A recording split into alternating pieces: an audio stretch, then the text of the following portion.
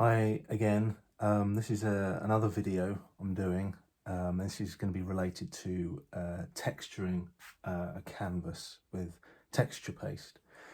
So I've been asked a couple of times how I get so much texture in my landscapes, well, all my work really, when it comes to my expressive style. And I think the important thing is to start with texture. A lot of people might find it hard to build texture later on in the image, build it up. But I think probably the best way to start is to start really ambiguous in the sense of you don't know what you're actually creating. You just want a ground canvas. Maybe have a vague idea. For example, if you're doing a mountainous landscape or a portrait, for example, you might have an idea or the theme. If you want a more emotional painting, something with a lot more impact, it might be quite good to get more of a rough surface as opposed to more of a flat. And for example, if you're doing a smoother image but you still want those subtle textures, you might want to apply texture in a more of a subtle way but still get those ripples in there. So this is just texture paste. You can do this with acrylic, white acrylic if you can't, you don't have this on hand. But all you need is a flat canvas. This is one I stretched earlier, and this is the texture paste. And I've got a series of palette knives, large ones, smaller ones. I've got some rubber brushes. I've got brushes themselves. Whatever I can do to make an imprint, basically. So I've got even a fork. I've got screwdrivers. I've got things like this. But what we're going to do is start nice and simple, and we're going to see. I've tried to bring the canvas closer so you can see what I'm doing. So seeing me is not as important as the canvas. So what I'm doing is I'm just getting some of that paste on the knife like that. I'm going to smooth on just to start with like that. And already you can see it sort of drooping on the texture there. I think the important thing is to just play around really, because if you look, all I'm doing is moving it up and down for texture, and that's creating a smooth kind of rugged impression. So I think if you want to start doing this on your canvas, that would be brilliant, just rubbing up and down with a knife like that. And even when you go up and down in a knife quite smoothly, you're still going to get those edges of where the knife meets your previous stroke, and that's going to create more of a unanimous texture. Now what you could do this all over and that could be a really smooth effect. So everything's repeated, so you have the same motions up and down. But what you also could do, don't know if you can see, let's move that a bit closer, like that. You can start to mix it up. So if I was to have an idea, which I don't, this might go for an interior piece. So lots of vertical straight edges. I'm going to do lots of lines like this, and that is going to echo in the final image I go in with. So in my interiors, I have lots of geometric shapes. They're quite hard, they're quite rough, and some of them diagonal. This isn't obviously anything I have in mind, but this is kind of usually what I go for. And if you notice, I'm already creating some more rugged built-up areas, creating these cubes and rectangles and things like that.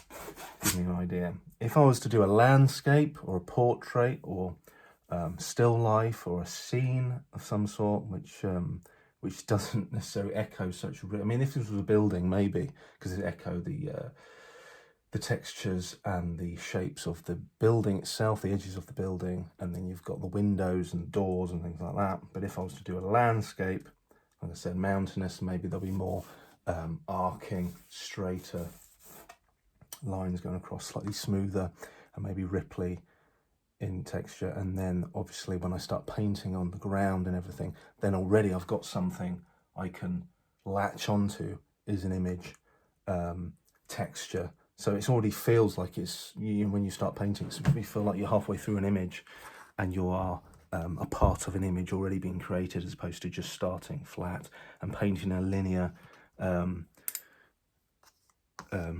representational image on that. So I've got a fork here. So again, anything you have, and you could do this on really small scale. You could do this like A4, A3. Probably the biggest you can go is probably A3 for practical if you're doing it at home. And you can just use your fork and then create those interesting line textures like that. And already you can see that cutting in there like that. And that's really rugged, and that creates such a rugged impression like that. And already, look at that. And that's without paint. So already it's so built up in that area. And then we're going to start building up more texture. And you don't have to use texture all over. You could just choose to leave an area completely flat and then build up other areas of the canvas. See, I mean, what I like about this texture, it'll be great for a portrait. If I did a portrait, and there'll be all this negative space with this texture next to it. If you're trying to build up maybe an emotional, dramatic scene as well, this is really good to build texture. And again, when you go in with a big clump of texture paste like that in certain areas, look at that, and you can just leave it like that and they'll dry like that. And that's brilliant, that's perfect, and they'll just create so much drama and intensity to the image. But with this specifically, because I'm going to be using this for another interior study or something with lots of geometric shapes, I am going to keep with this style of up and down motions, dragging down to me. I'm using this medium-sized palette knife. I might swap to a larger one later on. I do it now. And again, the larger in your composition, the more impact and vitality you want to make on your canvas. For example, that, and maybe do a swirl like that, and already that's created a bit more of an interesting, slightly different texture. So really play around. I mean, look, I've got these rubber brush things where they kind of, you can make impressions in, draw in. We do a circle there, imprint a circle, and you can paste and mold the paint as you go. Screwdriver, so anything you can do to ruffle up the surface and then move it about. And I think for me, and to start with, I think it's best if you do something which is spontaneous and rough, and try your best to be different. So I always tell my students that be different in the sense of don't repeat your marks. If you see already, I haven't repeated anything. And that's really important. If you are creating a more of an edgy piece, and with lots of emotion and things. And lots of my work, I kind of like raw intensity. A lot of my work is quite raw. And I think that's what I kind of lean to. You can do, like I said earlier, you can do repeated marks, but within those repeated marks, still keep a sense of spontaneity and intrigue. Again, some areas are going to be really smooth and you're going to paste up and down, but just get used to the palette knife itself, I think. Just get used to smoothing up and down and round, and pushing in the knife, and then maybe bending round the other side, and then pushing back again, scraping in, and you really getting used to the kind of the motions and the movements you can create with the knife. All right, and I primarily use the knife, okay, to create the ground. So again, if you press slightly lighter, don't press as hard, you're going to get this effect where it's kind of more of a gravelly effect, and that's really nice. That's working really nice in there. And I'm going to start painting this after I've grounded, so I'm not going to create these really intense areas all over. I might do a bit over here, but over there, and because it's leaning more to an abstract piece, I want to keep it level of kind of unpredictability to it. So yeah, keep watching the videos, and probably the one after this, which will be related to this canvas, I'll be applying paint and then more texture, because the texture doesn't end with the texture paste. It actually, you keep building up texture, depends how much of an impasto kind of thick painting you want. But this is a really good way to start, because already you've got so much going on, and